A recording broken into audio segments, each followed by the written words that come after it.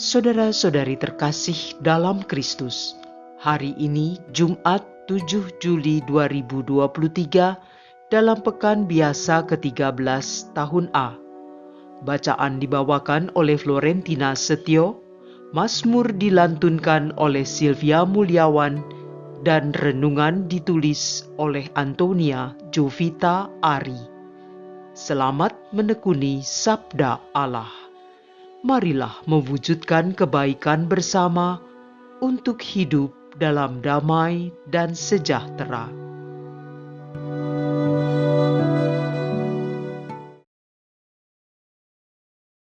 Dalam nama Bapa dan Putra dan Roh Kudus.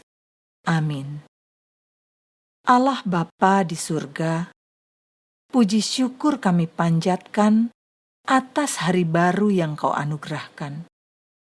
Mampukan kami mengisi hari ini dengan hal-hal yang berkenan bagimu. Buka hati dan pikiran kami agar mampu mencerna firman-Mu yang akan kami dengar. Dan kiranya boleh menjadi bekal kami menjalani hari ini. Amin. Bacaan dari Kitab Kejadian. Sara istri Abraham hidup 127 tahun lamanya. Kemudian Sara meninggal di Kiryat Arba, yaitu Hebron di tanah Kanaan. Lalu Abraham datang meratapi dan menangisinya. Sesudah itu, Abraham bangkit dan meninggalkan jenazah istrinya, lalu berkata kepada orang-orang Het, "Aku ini orang asing dan pendatang di antaramu. Berikanlah kiranya kepadaku sebuah kuburan di tanahmu ini, supaya aku dapat mengantarkan dan menguburkan istriku yang telah meninggal." Sesudah itu, Abraham menguburkan Sara istrinya di dalam gua di ladang Makpela di sebelah timur Mamre, yaitu Hebron di tanah Kanaan. Adapun Abraham telah tua dan lanjut umurnya, serta diberkati Tuhan dalam segala hal. Berkatalah Abraham kepada hambanya yang paling tua di rumahnya, yang diberi kuasa atas segala miliknya, katanya, "Baiklah, letakkan tanganmu di bawah pangkal pahaku, supaya aku mengambil sumpahmu. Demi Tuhan, Allah yang empunya langit maupun bumi, janganlah engkau mengambil seorang istri bagi anakku dari antara wanita negeri Kanaan, tempat aku tinggal ini. Tetapi engkau harus pergi ke negeriku, kepada sanak saudaraku, untuk mengambil seorang istri bagi Ishak anakku." Lalu berkatalah hamba itu kepadanya, "Mungkin wanita itu tidak suka mengikuti aku ke negeri ini? Haruskah aku membawa anakmu ke negeri asal tuanku itu?" Abraham lalu berkata, "Awas, jangan kau bawa anakku itu kembali ke sana. Tuhan, Allah yang empunya langit, telah memanggil aku dari rumah ayahku dan dari negeri sanak saudaraku. Ia telah bersabda dan bersumpah kepadaku, negeri ini akan kuberikan kepada keturunanmu. Dialah yang akan mengutus malaikatnya berjalan di depanmu, sehingga engkau dapat mengambil seorang istri dari sana untuk anakku. Tetapi jika wanita itu tidak mau mengikuti engkau, maka bebaslah engkau dari sumpahmu kepadaku ini. Hanya saja, janganlah anakku kau bawa kembali ke sana." Beberapa waktu kemudian, Ishak datang dari arah sumur Lahai-roi. Ia tinggal di tanah Negeb. Menjelang senja, Ishak keluar untuk berjalan-jalan di padang. Ia melayangkan pandangannya dan melihat ada unta-unta datang mendekat. Itulah hamba Abraham yang kembali dari negeri tuannya dan membawa serta Ribka, calon istri Ishak. Ribka juga melayangkan pandangannya dan melihat Ishak. Segera Ribka turun dari untanya dan bertanya kepada hamba Abraham, "Siapakah orang yang berjalan di padang menuju kita itu?" Jawab hamba itu, "Dialah tuanku." Lalu Ribka mengenakan telekungnya dan menyelubungi diri. Kemudian hamba itu menceritakan kepada Ishak apa yang dilakukannya. Maka Ishak mengantar Ribka ke dalam kemah Sara ibunya dan mengambil dia menjadi istrinya.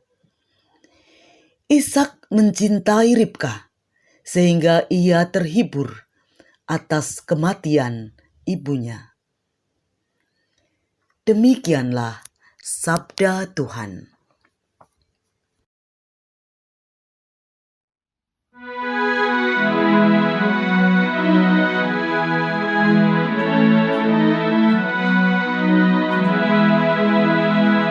Bersyukurlah kepada Tuhan, sebab Ia baik.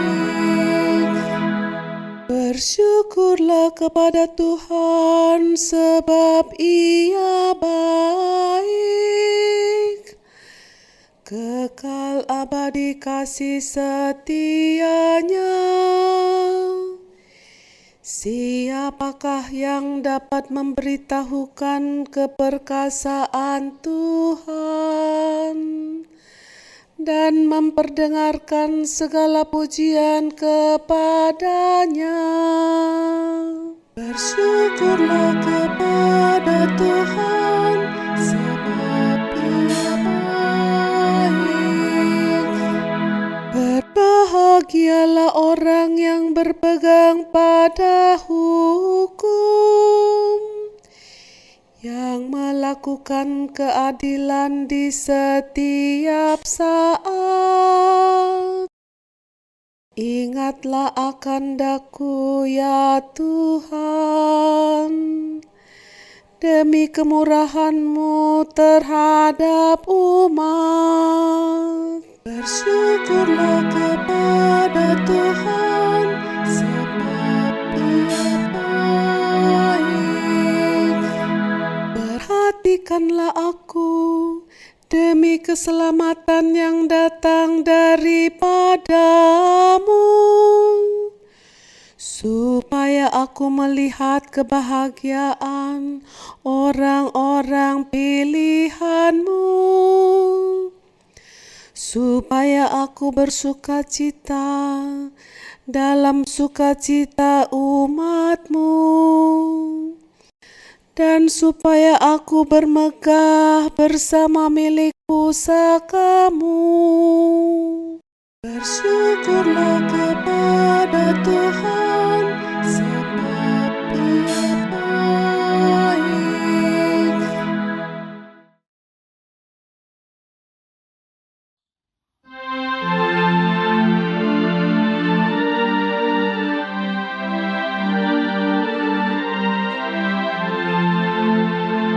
Haleluya, haleluya, haleluya. Datanglah kepadaku kalian yang letih dan berbeban berat, maka aku akan membuat kalian lega. Haleluya, haleluya, haleluya. Haleluya,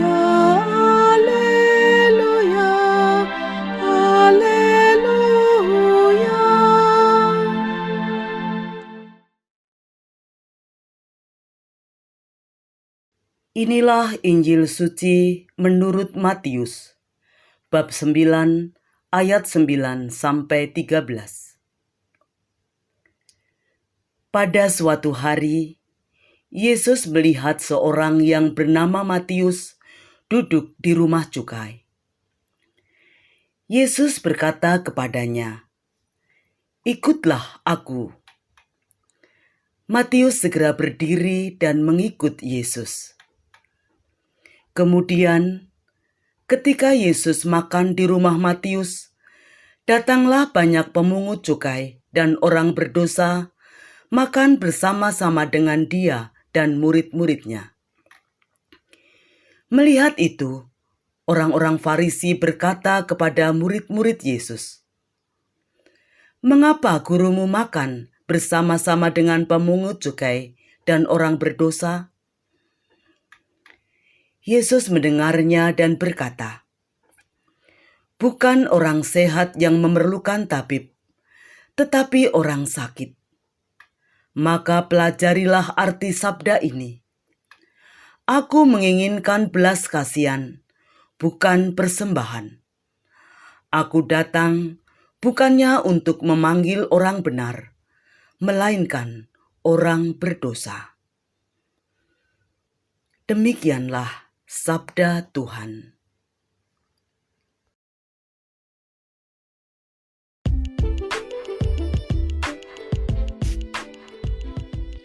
Sehat atau sakitkah kita?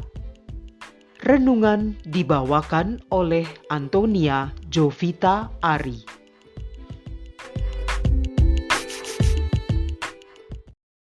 Bukan orang sehat yang memerlukan tabib, tetapi orang sakit. Aku datang bukan untuk memanggil orang benar, melainkan orang berdosa.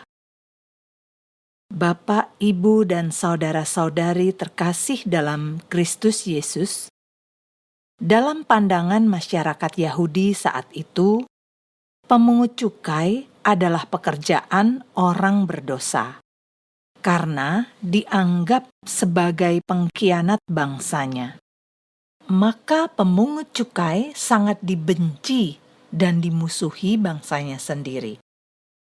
Tetapi ketika Yesus berkata, "Ikutlah aku," kepada Matius, dia menanggapi dengan segera berdiri dan mengikut Yesus. Matius menyadari kedosaannya. Dia menyadari sebagai orang yang sakit, yang memerlukan tabib.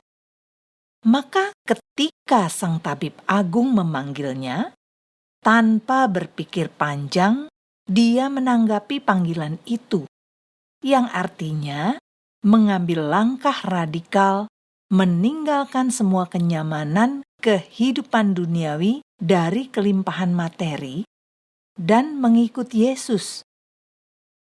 Ia datang dengan segala kerendahan hati di hadapan Tuhan dan memberikan diri untuk diubah. Sementara orang-orang Farisi adalah potret dari kesombongan manusia. Mereka merupakan golongan orang-orang yang merasa dirinya lebih benar daripada orang lain, karena merasa sudah mentaati hukum Taurat. Tetapi ternyata ini belum tentu benar di hadapan Allah. Justru orang-orang seperti inilah yang sebenarnya orang sakit, tetapi tidak menyadari kesakitannya, tidak menyadari penyakitnya.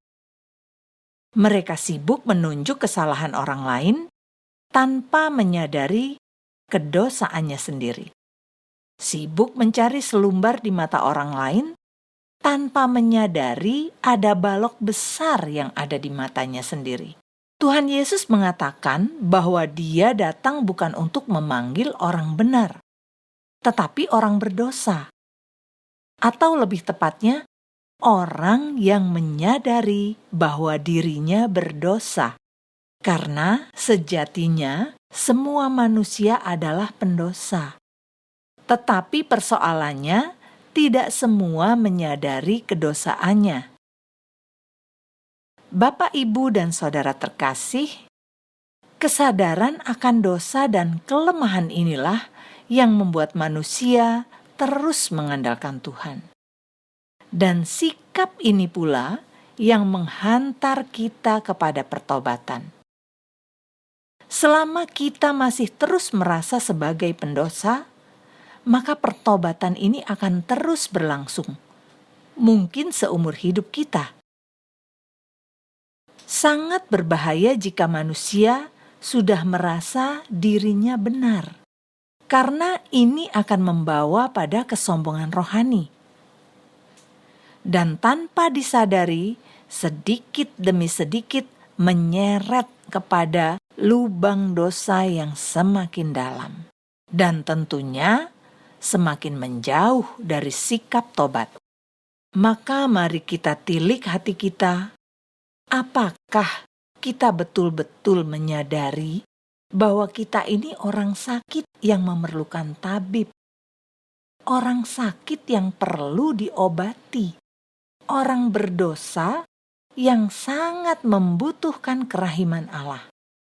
Maka kita pun selayaknya menanggapi panggilan Sang Tabib Agung, yaitu Sang Raja Kerahiman, dengan antusias. Berani melangkah keluar dari zona nyaman, memberikan diri atau menyediakan diri untuk diubah menjadi manusia baru seperti yang Tuhan kehendaki.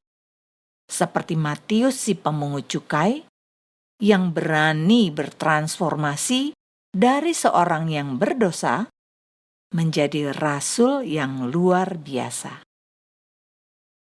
Marilah kita berdoa.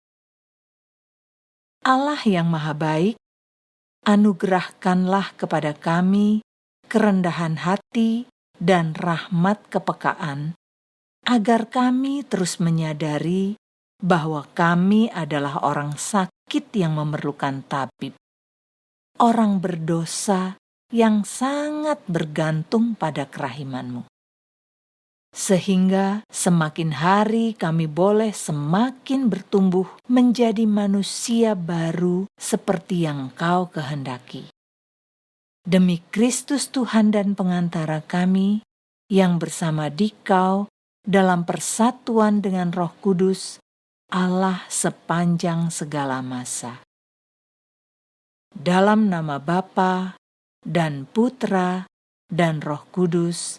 Amin.